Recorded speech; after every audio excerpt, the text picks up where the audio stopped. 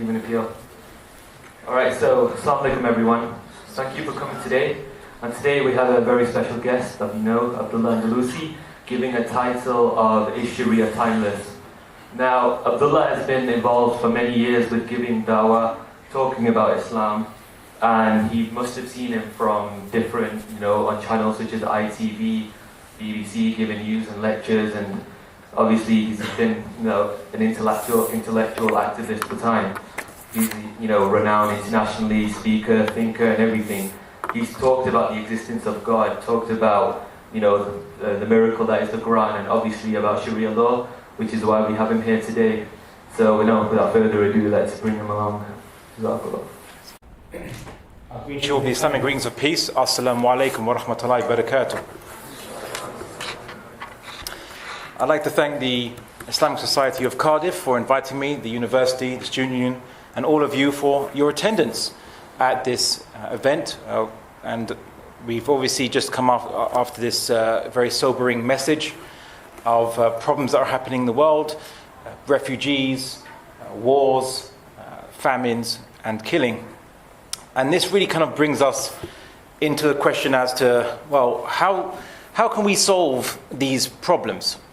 It's very interesting, the technological development of humans today. We can overproduce an abundance of food. We can synthesize chemicals of various natures quite easily, quite efficiently. We have global distribution systems and a planet that can support, without causing pollution, more population than there is on the earth today.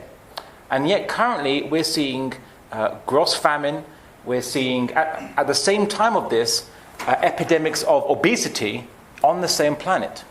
We're seeing areas of peace and we're seeing areas of war. Humans possess within our grasp the capability to solve all these problems without requiring charity donations. So then how comes we're in a situation whereby we need to give donations as individuals because governments and international organizations are not solving these problems or don't want to solve these problems, or in some cases are the cause of these problems? Well, maybe not some cases, in fact maybe most cases. Now the question is Sharia timeless?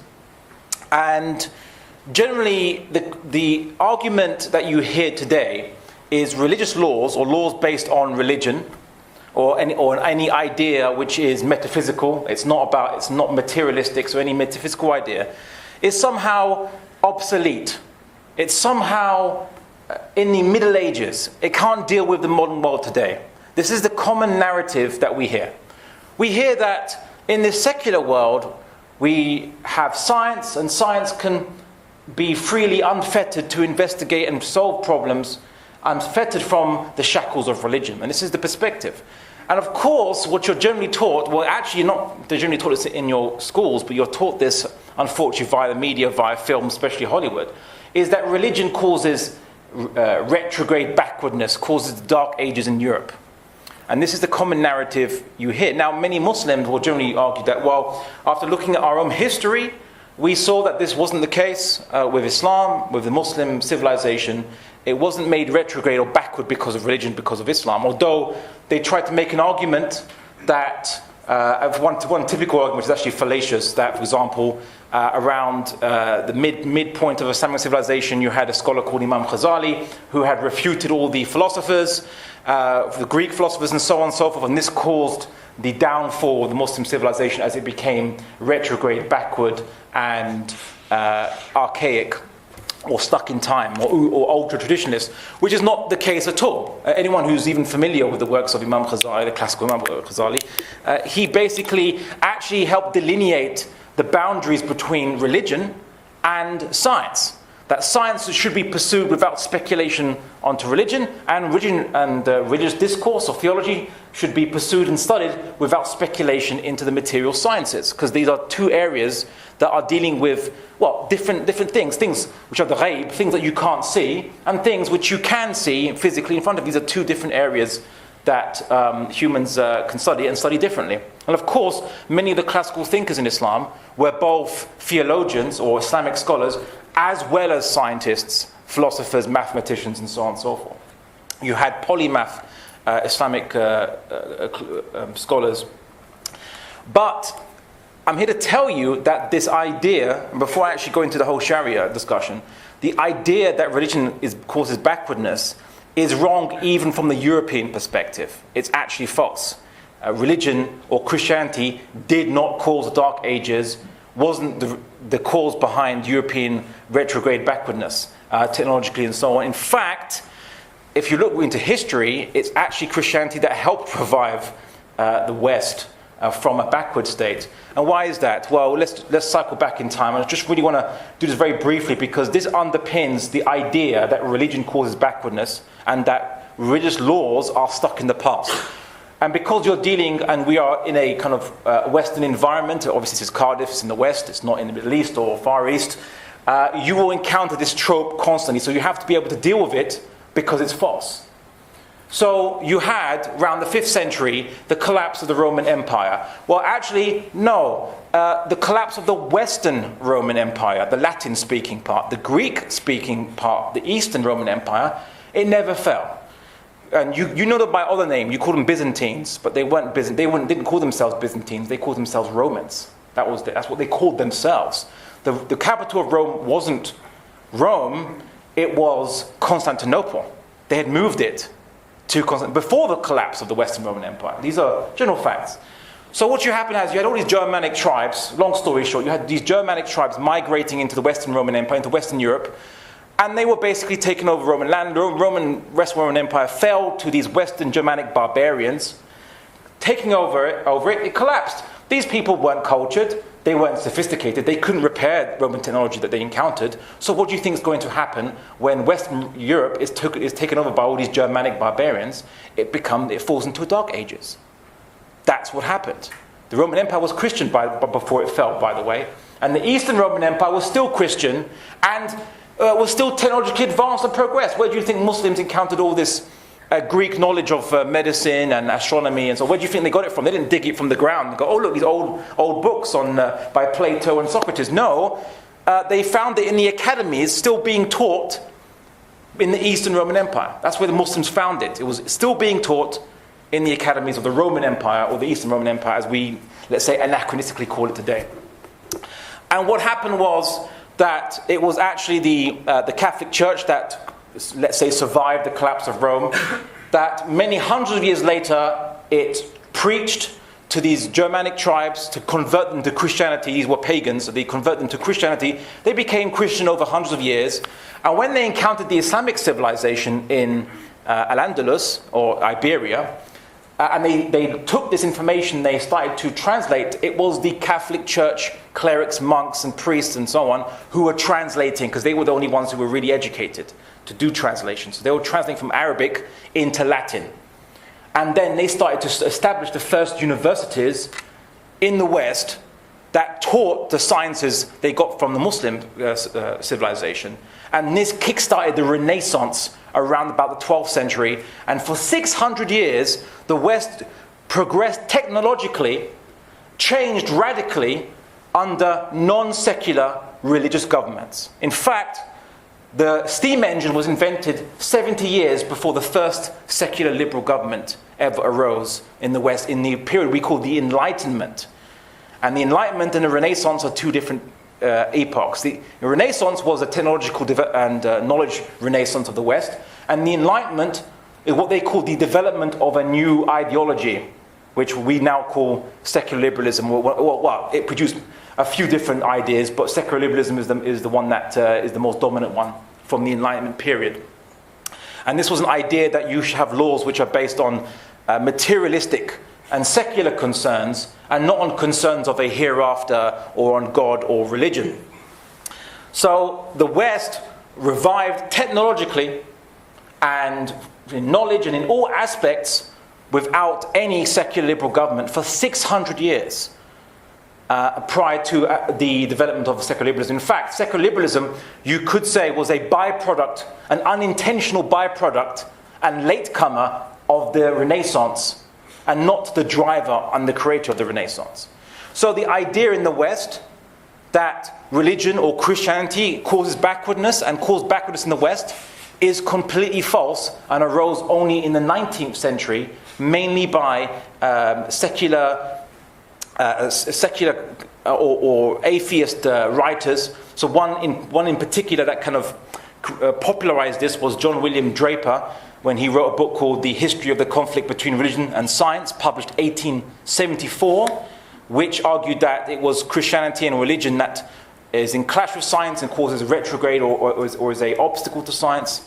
And of course, you had Andrew Dickinson White, who wrote the book The History of the Warfare of Science with Theology in Christendom, 1896. These were the books that popularized the myth that religion is backward and cannot deal with the modern world or cannot deal with technological development. But this is very late, these ideas were coming about, which almost redefined history, rewrote history, so we get to this point in time where we all think that the Dark Ages in Europe now was caused by Christianity.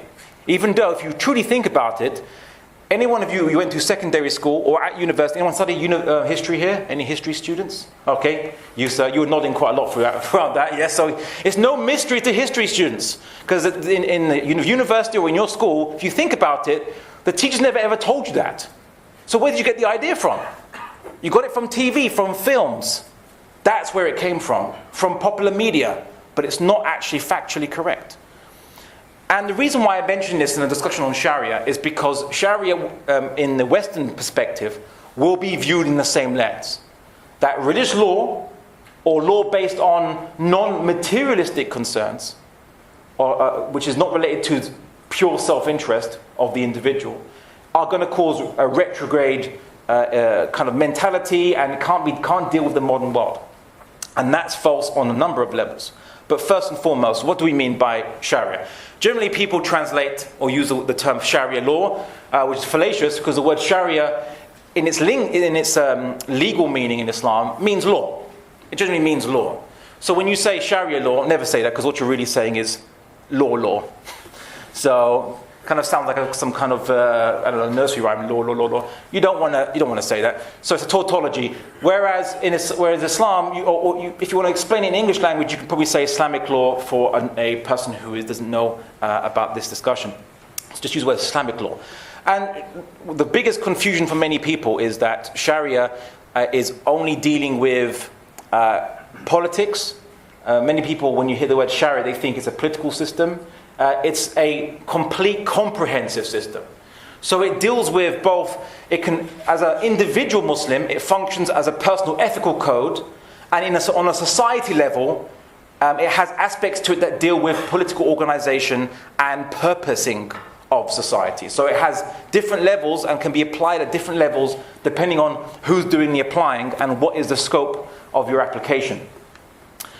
Now, people generally ask the question, why do we need religious law when don't all humans agree that it's good to be just, that equality is a good thing, that we should be compassionate, that stealing is wrong, that murder is wrong? Why do we need religious law to tell us that this is wrong?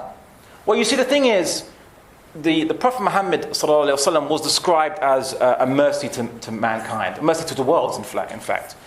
And I used to think about this. In what sense a mercy? Is it just telling us about revelation of the hereafter, about God? Because any person who truly contemplates about reality can come to the idea that God exists and there's only one God without need of revelation. So where is the mercy to the worlds and the mercy that is meant when it describes the Prophet Muhammad sallallahu alaihi wasallam? And it's truly in the revelation of how to achieve the good, how to achieve justice, how do we define equality, and how do we achieve some kind of equality? What does it look like? See, the thing is, all political systems around the world are based and will claim they are supporting justice, they're pursuing good, they're pursuing a type of equality or compassion, or they're merciful. All legal systems throughout the world, throughout human history, have all said the same thing. You won't find a legal system that supports or says it supports injustice. You will never find that. Every civilization believed that their way of life supports the good. And this is also mentioned in the Quran, that everyone in their own eyes believes that what they're on is the right. Allah will make everyone think what they are on is the right, in the sense of those who want to reject truth. So then how does Islam then achieve justice and goodness? Well, here's the thing. It deals with a very, very complex object. Very sophisticated, very contradictory at times object. And this object is humans. Humans were never born with an instruction manual. And unlike animals, we are very complex in many of our behaviors, because we have both a nafs, or you could say an emotion instincts, and we have an intellect. Let me say this is aql, or an ability to, if you want to be technical, metacognition, which means that for us, we become more complex than animals, because animals might be angry with each other, they might love each other or be sad, but for us, we can be depressed to levels, or melancholic to levels that animals probably couldn't reach that particular kind. We can have concepts of hate, so to actually be happy when we do harm to someone that we have a concept of hate towards, whereas an animal might be threatened, might fight to defend itself, or might be angry when this is not an animal. We have a concept of hate. And we make plans to discharge these ideas and these drives. And these plans make human society much more complex than a troop of monkeys or gorillas or dolphins or ant colonies. Much more complex. So how then do we manage humans? Well, first and foremost, in dealing with the issue, is Sharia timeless? One of the questions that we have to ask ourselves is, have humans changed in 1,400 years? No, actually, I'll do one more. Have humans changed in 5,000 years? Let's put that kind of time scale. If you took a baby today and you put it in the time machine and sent it back into 5,000 years in the past to be adopted by a family 5,000 years in the past, would the baby grow up different to the society that it obviously grows up in, or will it grow up the same as the society it grows up in? What do you think? It would be the same. Likewise, if you was to take a baby from 5,000 years in the past, bring it to the future, or bring it to the present rather, inoculate it, because obviously immune systems have developed immunity to current diseases which are around. Inoculate it and raise it. Will it be any different to the society it grows up in today, or will it be the same as the society it grows up in today? What do you think? You'd be the same. And here's the issue. Humans haven't changed. And human issues and problems haven't changed. Humans still want love. They still want protection, security. They still want livelihood. They want shelter. They need clothes. They need food. They need to treat illnesses.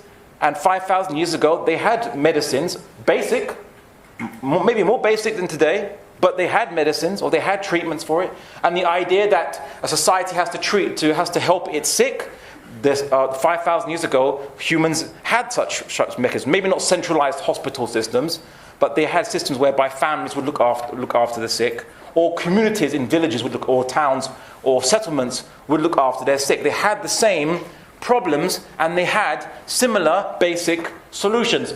So I usually kind of put a challenge to the audience now, which is, can you think of any technology that we have today that couldn't be explained to someone 5,000, 3,000 or 2,000 years ago? Would anyone like to take up the challenge? Can you think of any technology today which could not be explained, if you were able to speak the same language, to someone 5,000 years ago, 3,000, 2,000 years ago?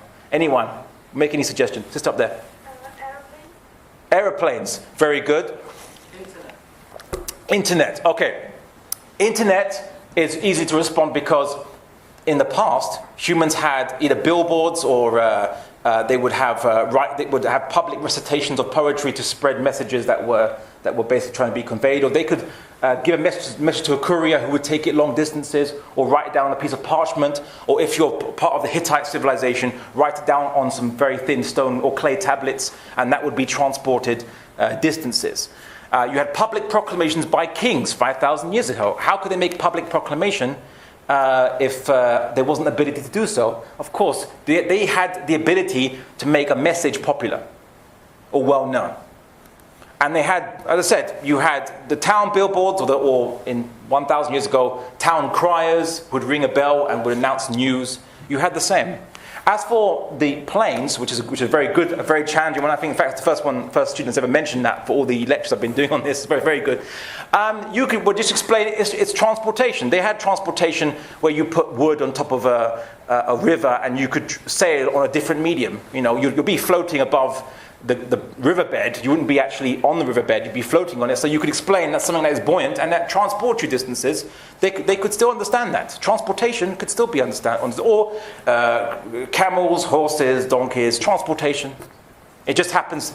Technology just enables you to do things that physical things that couldn't be done, that took longer before to do it, and to do things that couldn't be done, but in terms of the physical aspects of it, but they still follow the same basic kind of motivations for why people use the technology for. So medicine today is, yes, we get it in pills, we get it in tablets, we get it in injections. Back then, they would have it either on, they would have it as, soups, or they would make it as terms of herbs that would mix with your food, or just give you herbs, or they would crush it up into drinks. They'd have the same kind of ideas of medicine that we would, more basic perhaps, not as sophisticated, not with as much knowledge as to the details of the material world as we have today, but the same basic issues. If you were to tell someone 5,000 years that we should be feeding the poor, those who can't feed themselves, that same commandment could still be understood 5,000 years later, and in fact many religions which are that old still have those commands and are still viewed as being relevant because those issues haven't changed. Don't steal doesn't need to be abrogated by modern society. Same-wise, don't commit murder. Is that an old, archaic law? No, of course not. We wouldn't say it for that. Does anyone here study philosophy or what they call political science? Anyone here? Oh, you, sir? You're the same, sir. So, a man of all seasons there. Anyone else? No one else studies it? You must be the most cultured person in the room. Well, if you studied in political philosophy or science at the university, I'm assuming? No, Swansea. Oh, Swansea, okay. So, no, it's not even from this university, for shame. What are you doing, Cardiff? What do you guys study here? Sorry? Medicine, okay. So, sorry, well, here's the thing. When you studied philosophy or even political science, one of the first books that they might have introduced you to are books written by Aristotle, or at least attributed to Aristotle, of course, Plato, discourses, and people also talk about Machiavelli, his books and so on. Even though these guys were hundreds of years old, and for Plato and Aristotle, thousands, yet they're still viewed as being modern, speaking in a modern way that's accessible by the modern reader, talking about universal problems, universal issues of human existence. That is viewed as modern. Democracy, or Athenian democracy, is 2,500 years old. It's actually 1,000 years older than Islam, or 1,100 years older than Islam, and yet it's viewed as a modern system for political organization society, whereas Islam, or the Sharia, is typically presented by many media pundits and those who criticize Islam as backward, medieval, and so on and so forth, even though Islam is more modern than democracy. Actually more modern. So when I put this, it's to put into perspective that if humans don't change, then laws, or the basic structures of laws, wouldn't change. Of course, you wouldn't have laws to manage, for example, a barter system, because bartering system doesn't exist anymore. Now we use money. Although that being said, people can exchange goods which are not money, but I'll sell you I'll give you my bike if you give me your sofa, or something like this. People still do those kind of transactions or barter. But generally speaking, we have this of money, and what you see with many legal systems is that when these new technologies are brought in, the legal system has to extend itself to discuss these new technologies. So just look at how let's say the law of England and Wales dealt with the internet.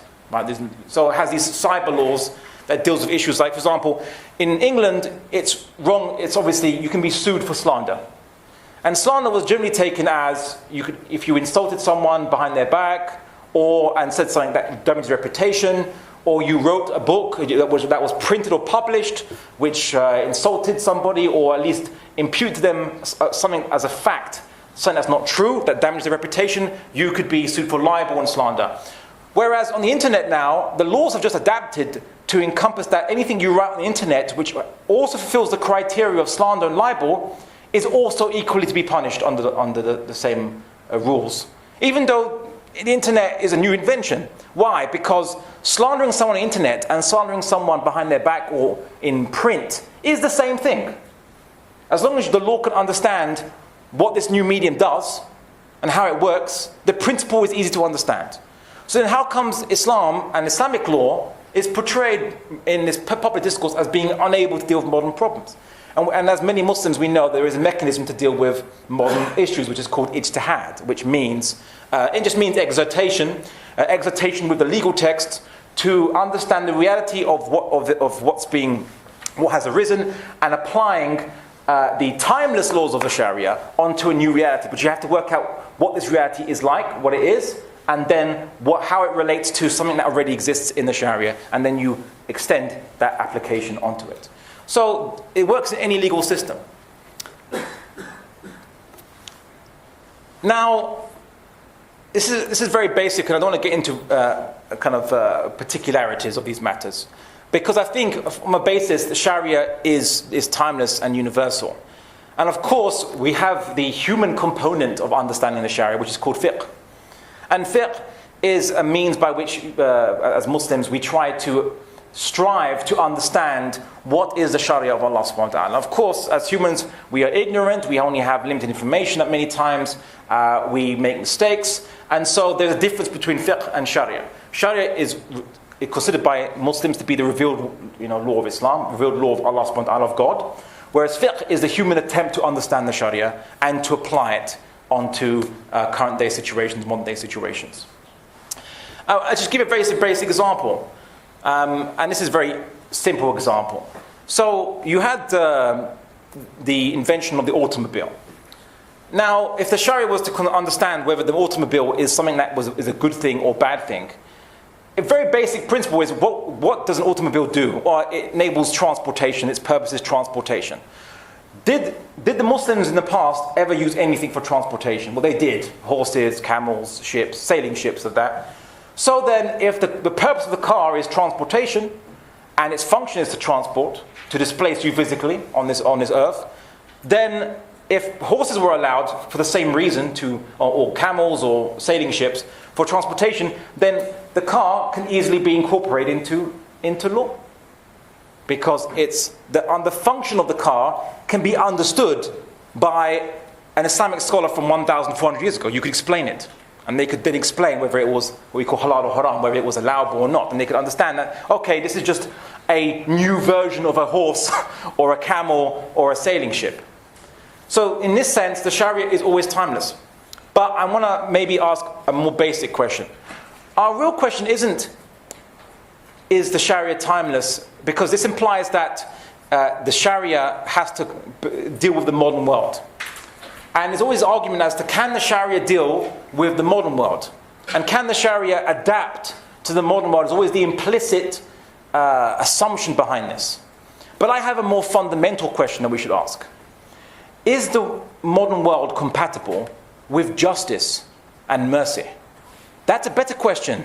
No one really asks themselves that question.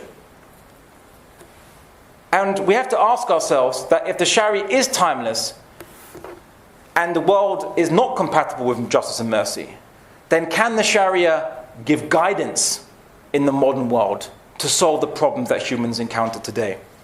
So, let's look at some of these issues we see in this so-called enlightened modern world. We see today in the modern world that 62 people own as much wealth as the poorest 50% of mankind.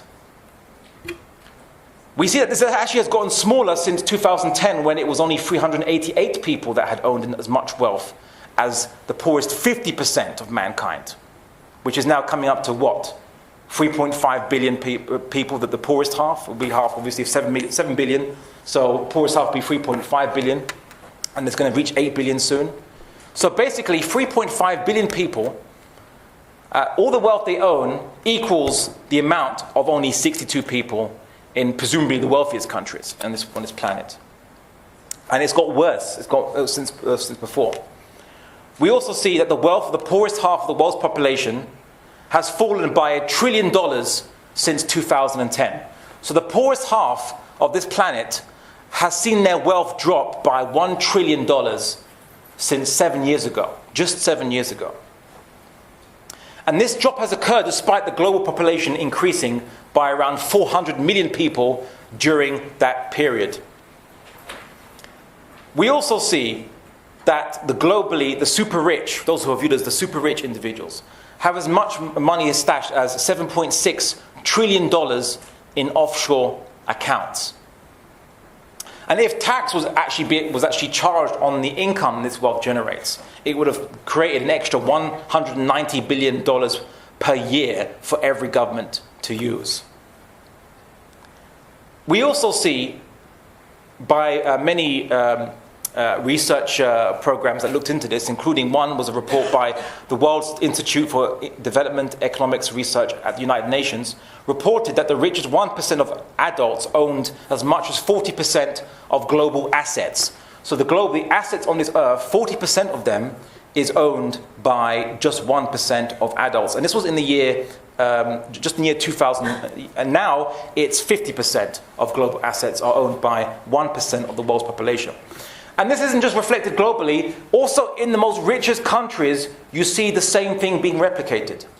In the United States, as of 2010, which means it's got worse now, the top 1% of households owned as much as 35.4% of all privately held wealth.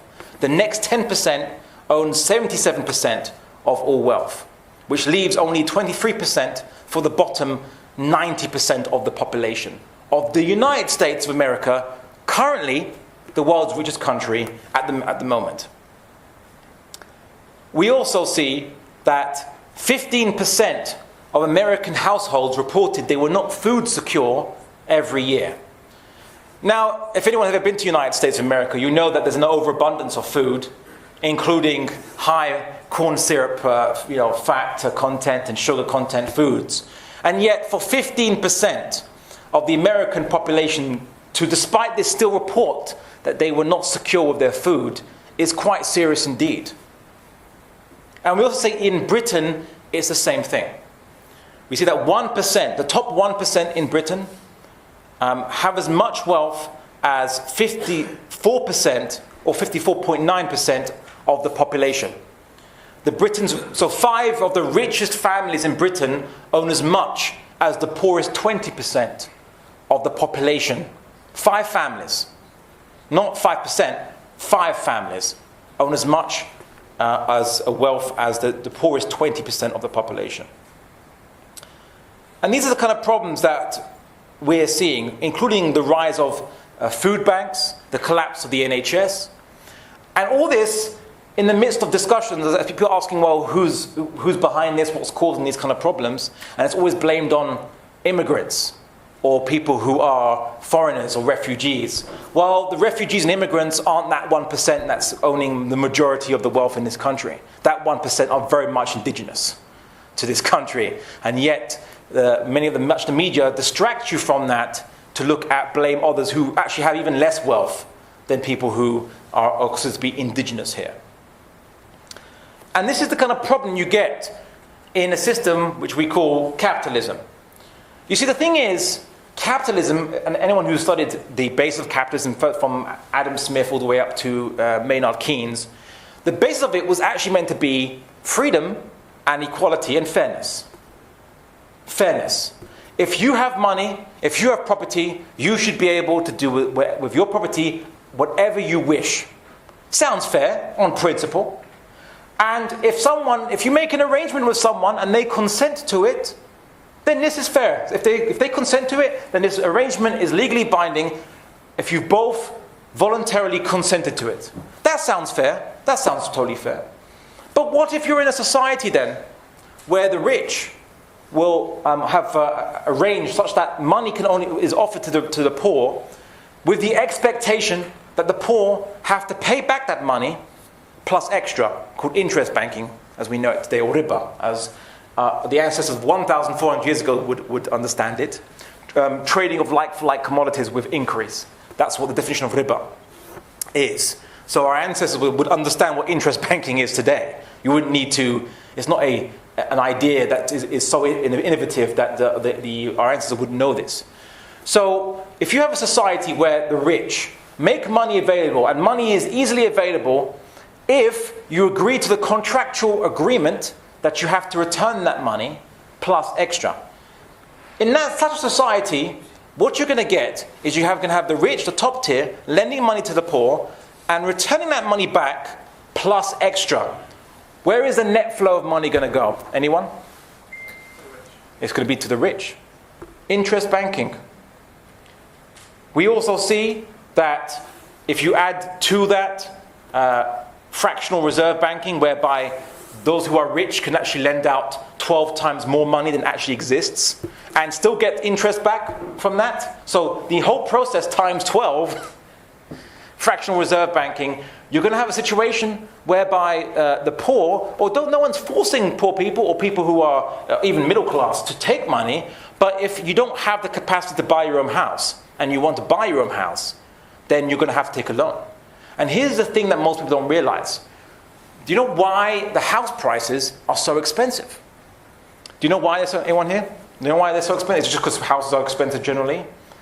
If any of you have ever have spoken to your great-grandfather, if there's ever lived, or your grandfather who has spoken to his great-grandfather, of course, they generally had houses that they owned. It was normal for humans to live in houses or dwellings that they owned. But in this day and age, it's actually getting rarer and rarer. So to the point that they call this current generation rent, because it no longer has the hope of being able to buy their own houses or dwellings. And why is that? Why does that come about? Well, here's the thing. Because people are willing to spend that amount of money on a house, it keeps the prices up. And people are only able to spend that money because they're given loans that allows them to spend that money. And because these loans are made available, people take use of it, and it keeps the prices artificially inflated. So in a society, yeah, no one's going to force you to take a mortgage. Yeah, no one's going to force you to take a loan. But guess what? Due to the vagaries of your work, you might become unemployed. You might have problems with oppressive landlords, or what have you. And you might want to get house security. Many poor people who have no other realistic option than to take mortgages that in many cases they will never be able to pay off until they're at old age. And when they're at old age, they will, if they've managed to finally pay it off, they'll then have to sell their house again to pay for a retirement home for themselves, because their families will not look after them because of individualism, right? Everyone wants to be free to do their own thing, and family ties become broken down in that situation. It doesn't happen to all old people, but I say this: how many kind of people do you know, just generally in society, that live with their grandparents or live with their parents? In fact, of old age, that is. And I'm not referring to those who are 35 years old living in the basement with their mum or dad. I'm referring to those who they have a job, they own a house, they pay rent in that house, and they've decided to look after their parents along with them. Now, many of you come from, let's say, backgrounds which are very traditional. This is normal. It was normal for human society to do this, and nowadays it's abnormal. People view their parents as a burden, as a weight on their shoulders. And this is the economic system that the belief of you can do with your property as you see fit, and consensual agreements are fair and valid. This is what these two principles have caused in a world that has implemented those principles. I mean, we call it capitalism. Whereas in Islam, it has a different perspective on this matter. Also, the financial derivatives market, stocks and shares and brokerage, where people are basically buying and selling and trading contracts.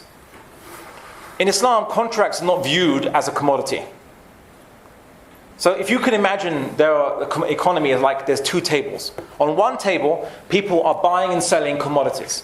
On a second table, they're buying and selling promises or contracts on those commodities, on those who are buying and selling commodities. What you'll get is those in this second table are artificially affecting, inflating or deflating the prices of those on the first table, even though it's not related to any real-world issue, really real-world driver. So the supply and demand basis, which should determine prices, is artificially interfered with by a parasite market, which is all allowed because people are entering into it voluntarily, freely, it's fine.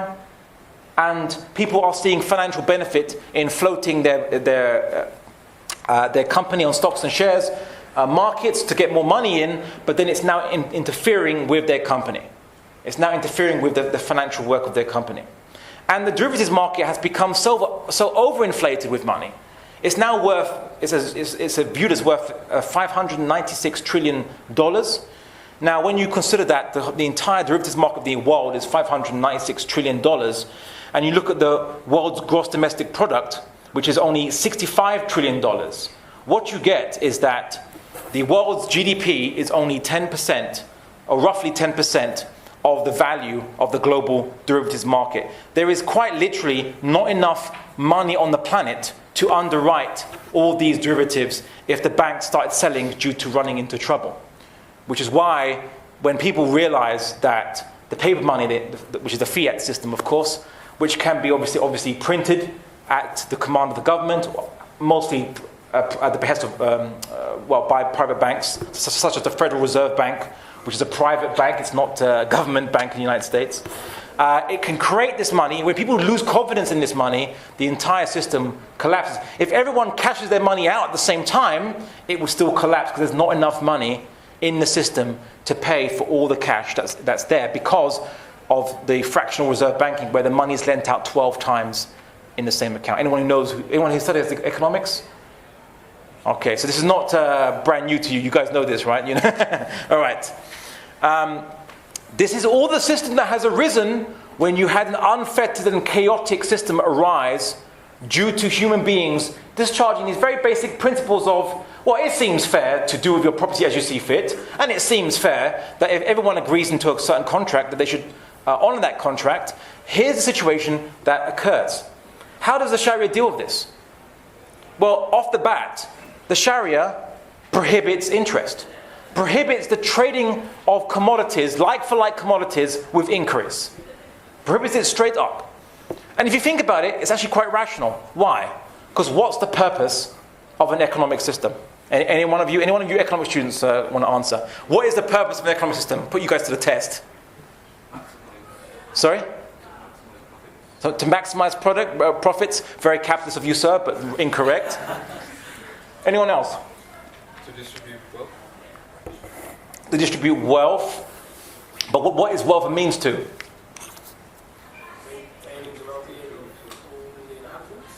Maintaining the well-being of all inhabitants. Yes, I suppose you could say that.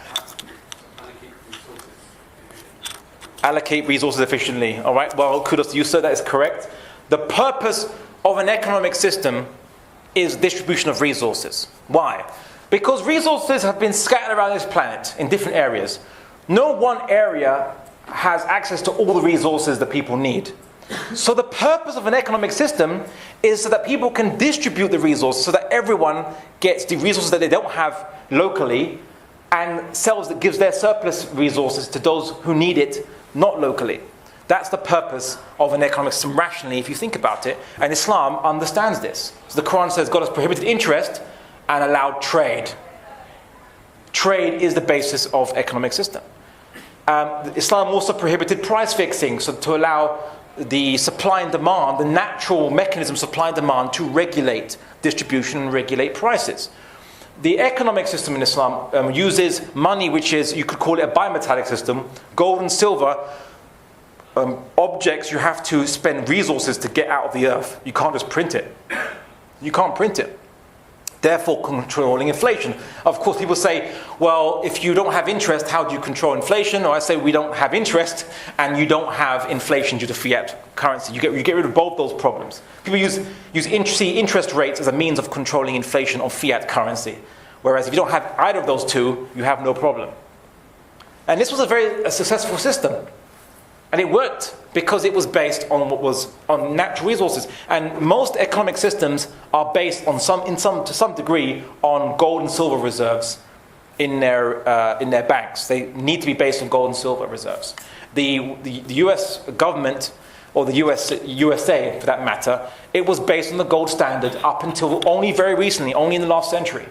It stopped using the gold standard. All that progress it developed without needing a purely fiat system detached from something that is actually objectively existent, that comes from the ground and costs money to extract. So Islam understands these things and it deals with these issues. But more fundamentally, Islam has a more fundamental solution to the many assumptions that man-made systems come up with. Has any of you economic students heard of what they call the human economic problem? It should be on the first class you ever attended in economics. Yes, you have. What is it? Would you like to care to explain? I made you regret saying you. No, what was it? More resources than people, more people than resources. Yeah, so. Oh, the human economic problem is the belief that humans have infinite needs or infinite wants and scarce resources. So this is a problem that can never be solved according to the human economic problem as devised by the capitalist system, which is taught to you as just a de facto economic universal challenge. As it was, this idea or this perspective is somehow universal to all people who investigate economics. It isn't. It actually isn't. So, but the solution they devised for it is to maximize production in order for hopefully to try to address the problem, not to solve it because it can never be solved, but to try to address it the best that humans can. That is the idea, maximize production in order to hopefully, through a trickle-down effect, everyone getting the resources that they need. They have blind faith in this idea. Of course, it's fallacious. Why is that? Because humans, first and foremost, those at the top of the pyramid, when the resources come in, their resources expand, they can buy more of the resources, and it just concentrates with them, and only a little bit comes down to the bottom. The idea that once those on the top are fulfilled, you know, like when you see these at some very fancy parties where they put all these glasses into like a pyramid structure and they pour whatever type of dubious drink at the top, and it goes to all the glasses. When the top glasses become filled, then the overflow goes to the glasses in the second tier, and the third tier, and the fourth tier, and all the glasses get filled, right? That doesn't work, because for humans, the capacity of humans, or the belly of humans to own an infinite amount of resources, if they were left up to it, is insatiable.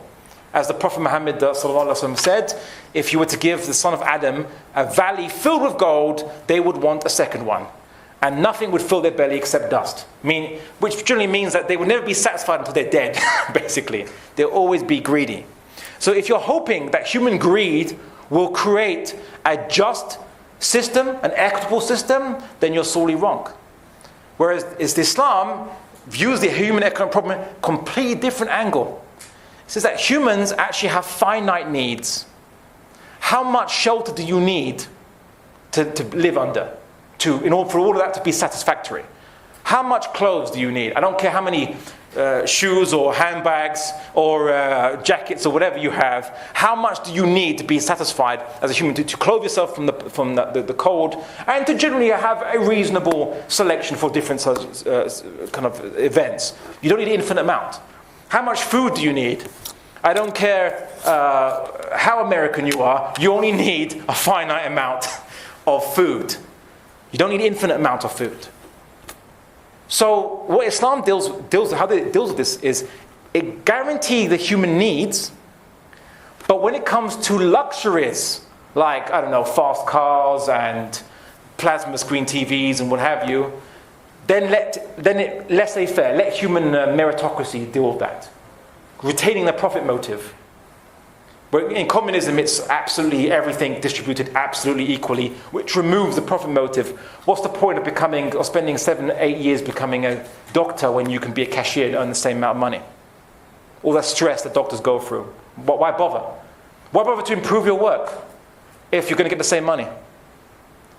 The communists find it very hard to motivate themselves.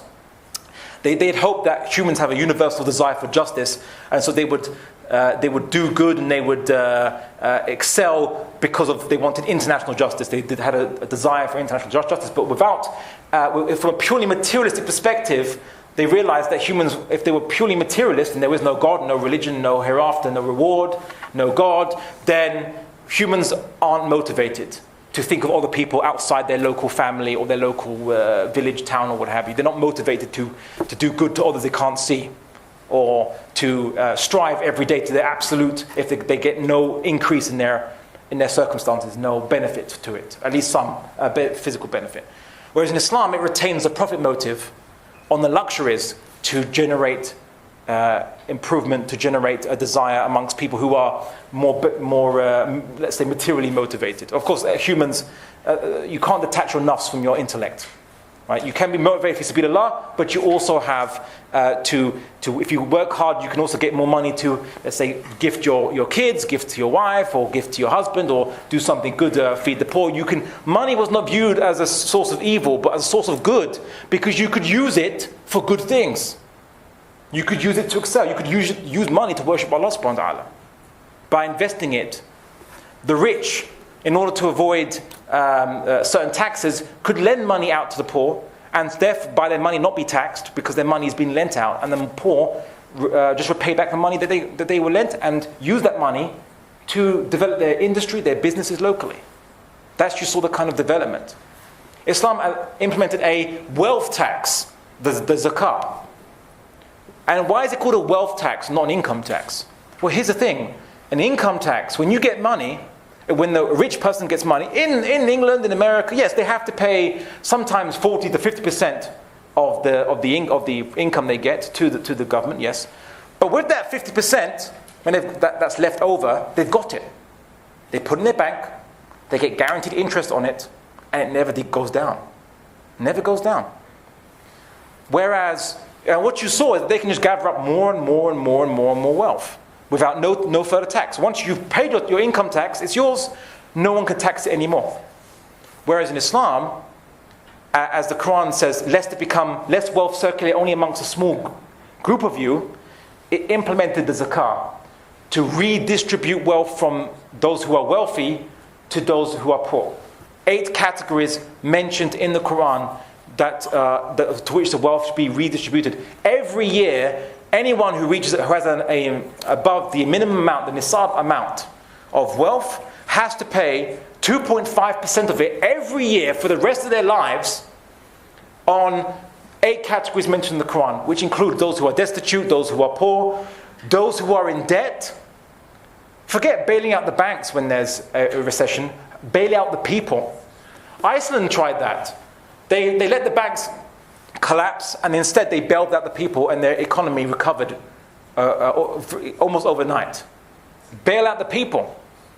The wealth, those who have money can't just sit on it now, concentrating wealth. They have to invest it. So now either they invest it, they lend it, or they're going to be paying zakah on it. So imagine a system where everyone, especially certainly the wealthy, all the money they get, they reinvest it back, or they spend it back, or they lend it back, or they pay it back into the system. Imagine the kind of economic progress that can create, and historically did create in the past. And these are just 2 basic examples. There are many. The Islamic economic system is actually very sophisticated. Many people only know these 2 basic things. There's other things, such as, for example, in Islam, a person is not allowed to own public resources. So we know of an example where a gentleman came to the Prophet Muhammad ﷺ and said, "O Prophet, could you give me this area of land to cultivate?" In Islam, we believe that if there's uncultivated land, if anyone wants it, they can have it, provided they cultivate it. And if they don't, after 3 years, it gets redistributed to someone else who will cultivate it. No point holding land that goes unused. Some people were telling me that, they gave one example, that in Pakistan there were many individuals who were very wealthy landowners, who owned huge swathes of land completely unused. And it could have been used for so much, but it just goes unused because people want to hoard it and keep their land for themselves, and they don't want to spend money on doing anything with that land. In Islam, it will get redistributed to those who are willing to work the land and produce and make produce. So there was a hadith where a person went up to Prophet Muhammad and said, give me this area of land. And so he assigned it. Then someone said to the Prophet, oh Prophet, do you know what you've given this person? An uncounted amount of water. Lots of water. It's a big area of water there. And so the Prophet Muhammad recalled the man and kind of relinquished it off what he had given, the grant off of him. Because you can't own resources of public benefit. So imagine then a modern economic system under an Islamic government whereby the resources of the land, the natural resources, are not owned by the government for its own personal benefit, to line its own pockets like you get in many countries in the Muslim world, unfortunately. Is not owned by private corporations who form cartels and agree with each other to raise the prices so that everyone has to pay a high amount for their energy. No, but that all energy is provided to everyone only at cost price. With only increases in pricing, only to invest in making it more efficient than to then make it more cheaper in the long run. Imagine that kind of society where no one owns the public resources, but yet it belongs to everybody. That is what would be provided by in an Islamic economic system. And a system that could generate justice in today's world, that today's world sorely needs. And I'll finish up with another issue. Everyone usually questions the Islamic solution and treatment of crime. And they say the Islamic solution to crime, many of its punishments, which are corporal punishments and not prison sentences, they say it's inhumane. Why not have prison sentences? Isn't that the modern way to do, how you do, how a civilized country should do these things? Well, actually, let's look at it. Let's look at what a punishment system does, how effective it is in the modern world. What is the purpose of a penal system? Does anyone like to venture? Retribution, rehabilitation, and there's another retribution, rehabilitation, I've forgotten the third one. Okay. There's three: retribution, rehabilitation, and something else. Okay, so retribution, rehabilitation. Anyone else? Sorry? A deterrent. Deterrent to what? That's the third one, deterrent. Okay, you've completed each other's sentences there. Twins. So people say, okay, so the punishment system is there to provide a sort of formal source of retribution that is not left to the chaotic whims of individuals to discharge it themselves, to rehabilitate people back into society so that those who do break the law can be brought back into society and will be assured that they would stick to the laws of society, and of course to deter people who are not deterred by their conscience or by God, to deter these people from committing the crime in the first place. Well, let's look at how effective the Western system is on that. So let's take the figures we have from the Ministry of Justice. So basically, what they've noticed is in the UK, 50% of people who have been imprisoned, once they are released, will reoffend within the first year of release. And this rises to 74% within the 9 years, that they will be reconvicted. And when I say reconvicted, not that they'll go out and commit a crime after 9 years. No. They'll be caught and convicted of a crime within 9 years. So that means that they've done multiple crimes, but they'll, on average, 74% of them will be reconvicted of and caught and punished for another crime within 9 years of being released. In the US, it's 67% of ex-prisoners will reoffend, and 52% of them will be re-incarcerated within 3 years of being released. It's become so much the norm in the United States, they've turned it into an industry now, where private corporations vie with each other to actually run prisons and control it because they're lucrative on public funds, basically. But here's the thing, so it doesn't work. Rehabilitation is not working. The US has the highest prison population in the world. Contemplate that. Because China is the country that has the highest population in the world. And yet America has more prisoners in prison than China does. Which is quite significant. So is it working? Is it preventing people from committing crime? Even in England, they reckon that the prisons, Ministry of Justice figures published show that prisons in the UK are up to 98.1% capacity. And in the United States, they have to release prisoners who are on minor felonies, release them early in order to fit those who committed more major felonies. But also, people haven't considered another angle. Are prisons even humane? Locking humans up into cages, into human zoos, where all they have is each other to fight, to bicker, in some cases to rape, in many cases. Many of you do not want to be in a US prison. Let's just put it like this, some of the well-documented stories that are coming out, well-documented studies that are showing these issues. And in fact, in prisons, people actually then share best practice of how to commit crime. Some people call it criminal universities, because they share best practice. Of course, how much stock you should put on anyone who's in prison to teach you how to do better crime is a different question, but it certainly is viewed as that, criminal universities. And of course, we don't look at those who suffer the most, I would argue. Those who are left behind, the families who've been deprived of fathers, brothers, sons, mothers, daughters, sisters. What about them? Who've had their relatives removed from them. They didn't commit any crimes. They didn't break any laws. Yet they are being punished. They have to suffer from being deprived of their loved ones. So in this situation, the Islamic solution is no prisons. Instead, crimes are punished by fines or corporal punishment. Which you might think, oh, that's barbaric. But guess what? In a corporal punishment system, people are returned back to their families the same day. The same day, unless they've committed capital offenses such as murder. But even in that, Islam has something that the Western justice system doesn't have. Mercy. The family of the victim can choose to forgive you. No judge in any country can choose to forgive you. Or no judge in any Western country can. Maybe certain presidents of the United States can, but good luck being forgiven by President Trump. Yeah, but you have to be pardoned. They can pardon you, but you can't be forgiven by a judge. Yet in Islam, the family of the grieved can choose to forgive you. You can plead your case to them. If it was a mistake, if it was a mistake, you won't be punished for murder. You'd be punished for, you wouldn't be punished. You have to pay, obviously, a very hefty fine if it was accidental. But if it was deliberate murder, you'd have to plead your case with the victim's family for clemency. And the Quran even encourages people to forgive. Forgive and take the blood money, take the compensation, and not actually demand the punishment. Of course, people often say, what about the punishment for theft? What about poor people? Well, what most Muslims don't realize when we debate this matter is that poor people can't be punished for theft in Islam.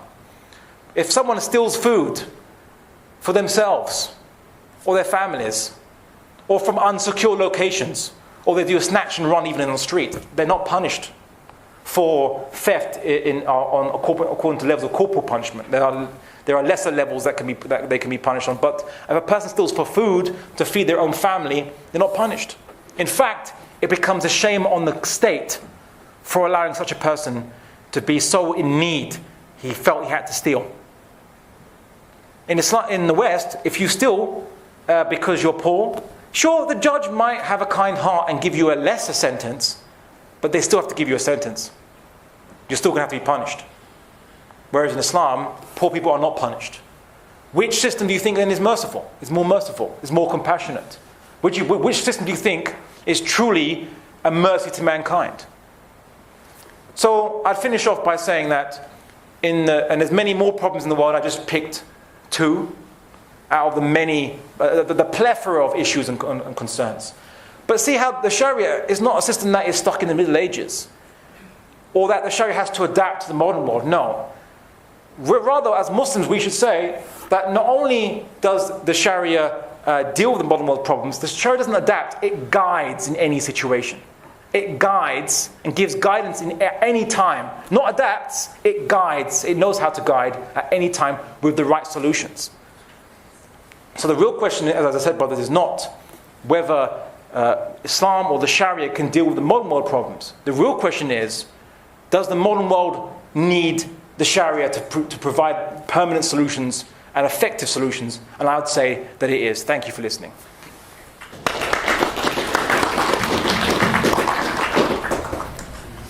Doing a short Q&A. Is that okay with you? Q&A, as you see fit. Jazakallah khair. Before we take any questions and answers, can I give one final reminder for the human appeal? I mean, you've got the forms in front of you and your donations will make a difference. Once you've completed it, you can bring it back. There'll be a brother standing by the door. If not, you can just leave it where we are and we'll collect it at the end. Thank you. All right, so do you have any questions? Questions, comments, or contentions? You, sir. You said that you're saying that you do agree that Sharia is needed in the modern world, and I would agree with you also. But I would disagree with you on one issue. I don't think the problem is Sharia law. There's a famous Arabic historian, he's actually left my mind, but he actually said whenever Islam got into itself into a cul-de-sac, they would produce scholars that would get them out of the problem. The problem, as I see it, you mentioned Al-Ghazali, who wrote The Incoherence of the Incoherent, and basically he wrote a book using the philosophical elements of these philosophers to argue against their incomparable understanding of God. He actually used their own philosophical elements. What I'm trying to say is, I believe that our problem isn't the Sharia, but that we're not producing the scholars that are required to guide us out of our problems. Because in Islam, we look at the scholars as the mountains, they're our guides. And unfortunately, we're living in a time where the scholars are ulama of Sultan instead of ulama of Quran. And I think the problem isn't Sharia at all. I think it's the fuqaha and the muftis. I don't think they're of the necessary ability to lead us through where we're going. And this is the problem. Many of us Muslims, when we're discussing things, we like to throw these scholars Al-Ghazali because they write these books. But unfortunately, many Muslims don't understand that the scholars who wrote those books had problems in their time, which are not problems of the 20th and 21st century. And my question to you is, if, as you said, the Sharia is a modern time, how can we produce these scholars to guide us through our problems in the 20th and 21st century? Okay, so the gentleman said, if in times gone by, the Muslim civilization produced scholars to get themselves out of any particular problems they encountered, whereas today that's not happening, because if that was the case, we'd be out of these problems. Well, I would actually, in one way, agree, and in one way, disagree. So the one way I would agree is that you're right. The scholars which are produced by the institutions that we have today, these institutions are usually under the control of post-colonial secular states in the Muslim world. And of course, being secular states, they don't want scholarship in Islamic political philosophy, Islamic economics. What they want is people to say the importance of prayer, the importance of fasting, the importance of individual zakah, but that's it. Recitations, make the recitation really great, really beautiful, excellent, but that's it.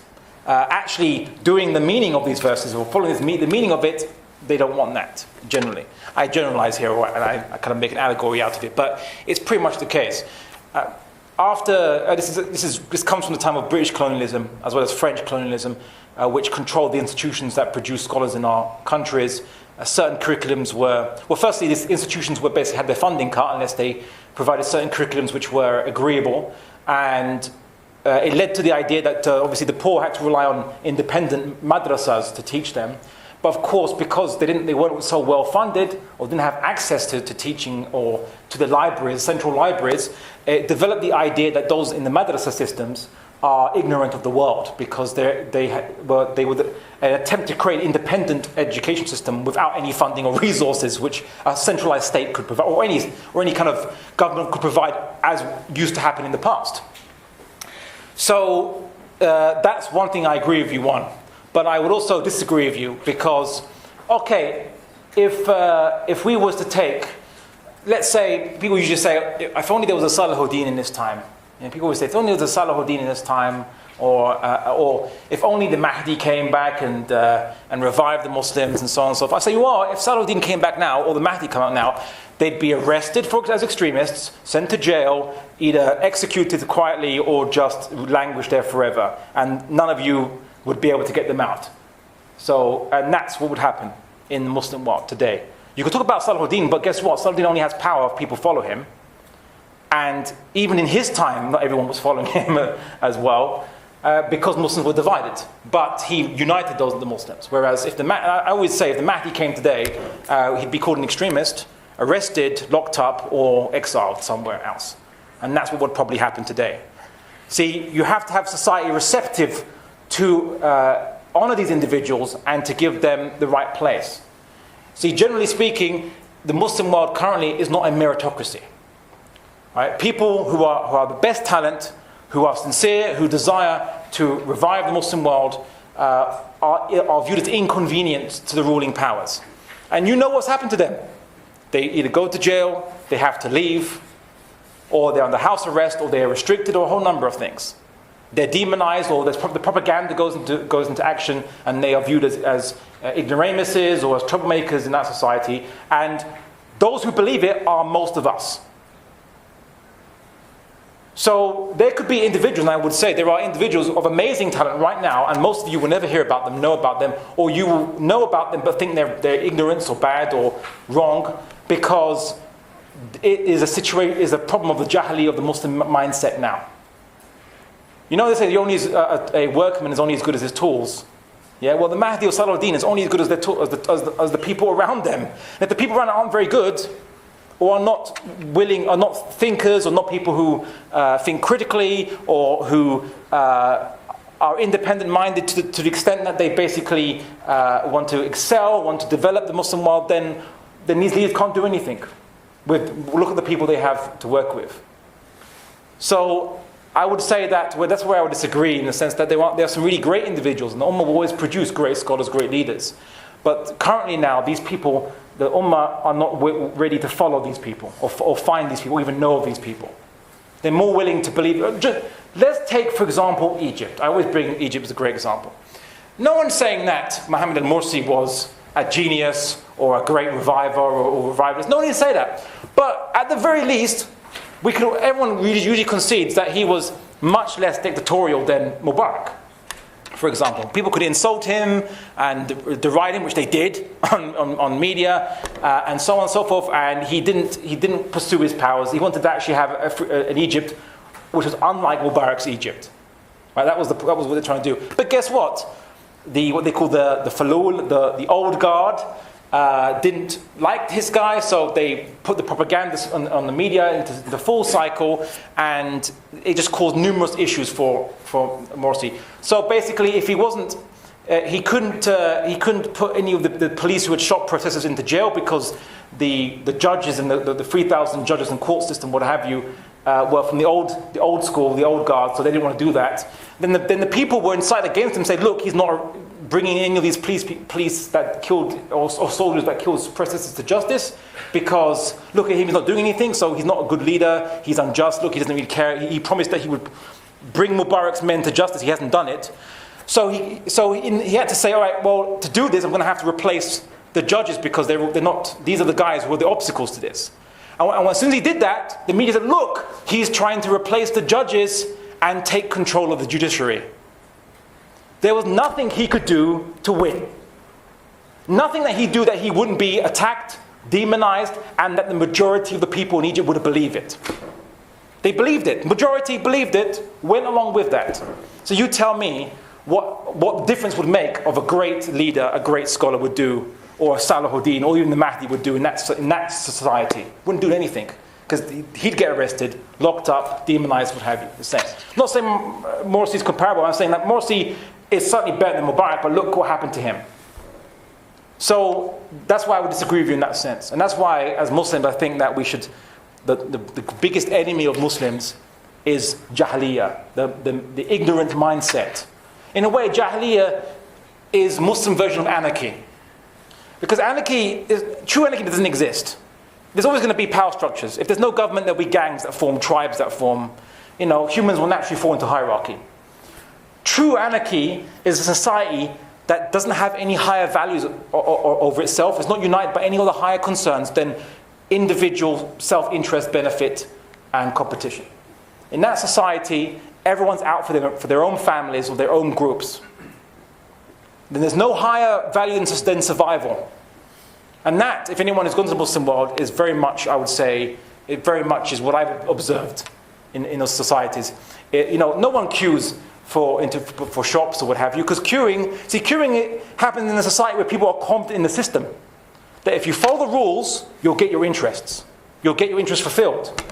Whereas in a society that doesn't have any higher values than just survival, self-interest, everyone's all jostling to get to the shops and all nudging each other out the way. And you can even see it when in the Hajj, in how, unfortunately, how when people come together, there's all this jostling and pushing and shoving and kicking and all this horrific stuff's happening at the place you think would be the least place that would happen.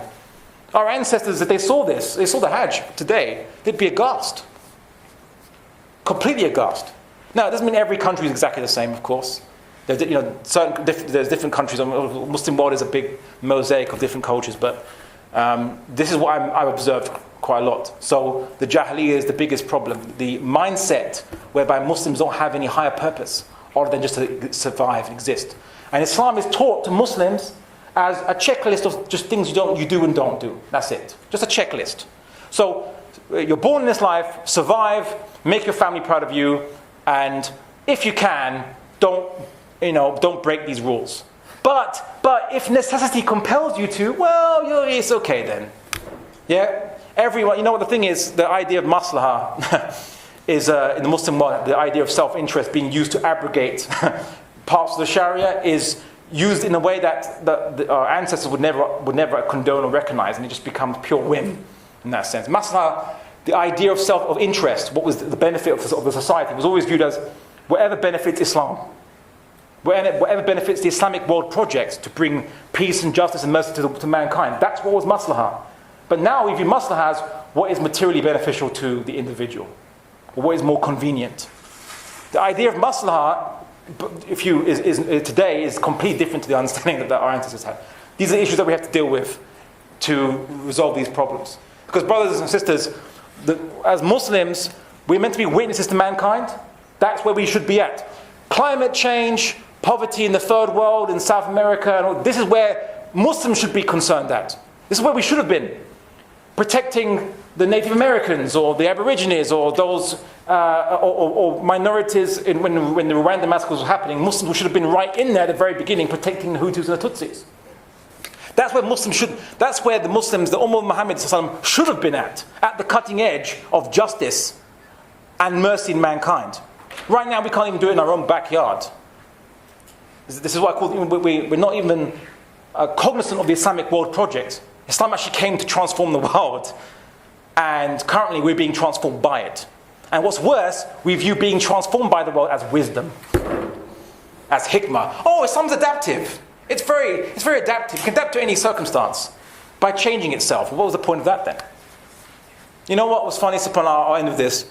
I saw this article online. It was written by someone who I'd call a modernist, who talked about Islam can change any time and place, it can adapt to whatever the values and culture, the values and the morals and the way of doing things in any particular society, any place and time. And this non-Muslim guy wrote in the comment section, was a remarkably insightful comment. Said, well, if Islam just adapts and changes itself to be like a chameleon at any culture, society way of doing things, what's the point of it? What was the point of that then? Exactly. What is the point of it then? If Islam just changes itself like a chameleon. No, Islam came to change the color of the world, not to be changed by it. Anyone at the back? Oh.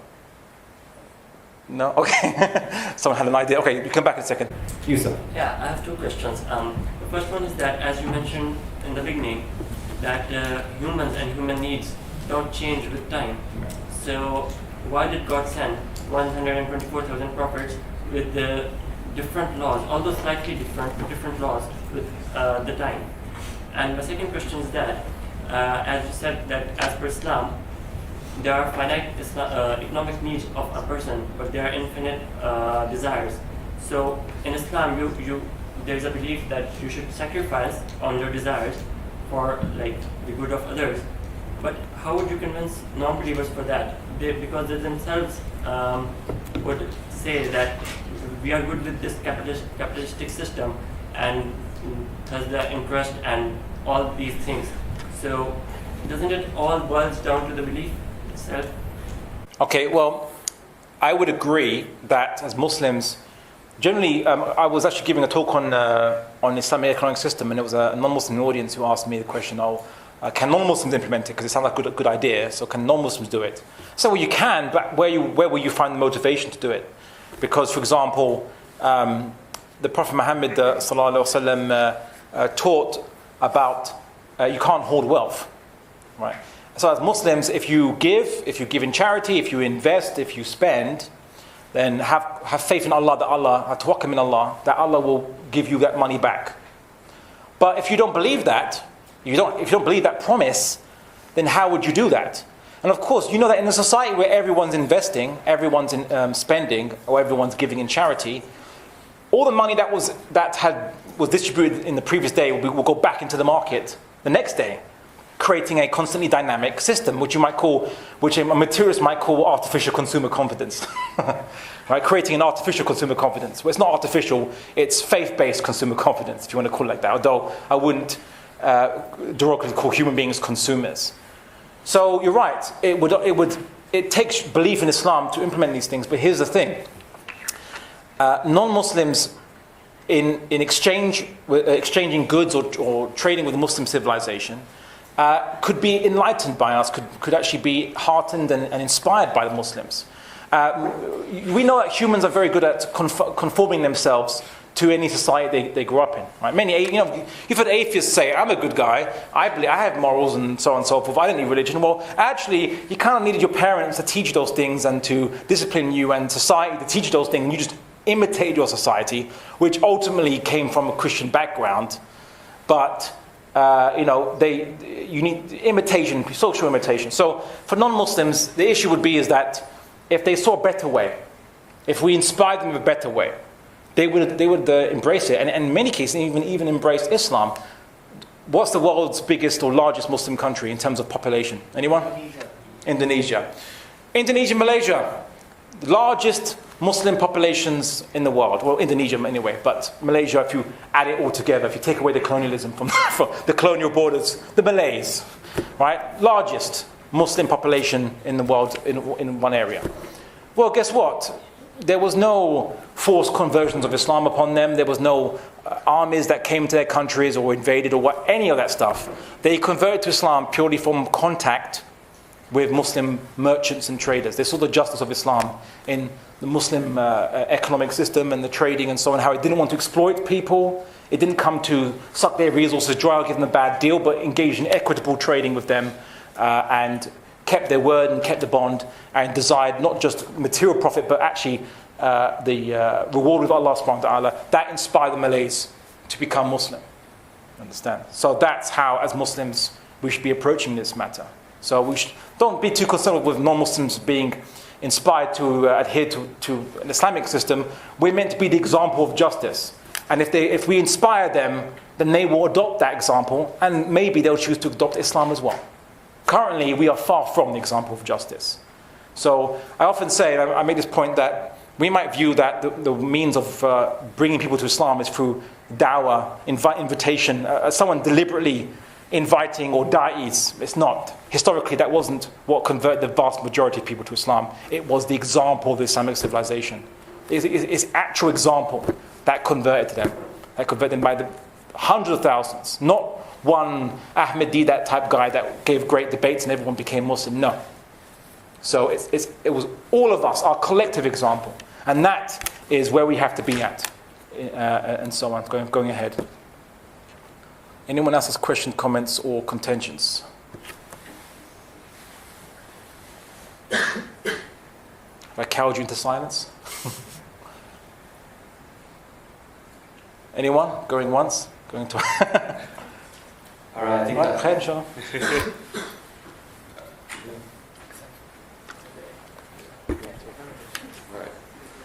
Thank you everyone once again. Jazakallah khairan. We love this enlightening talk. And this basically concludes our week of lectures. I hope this has been beneficial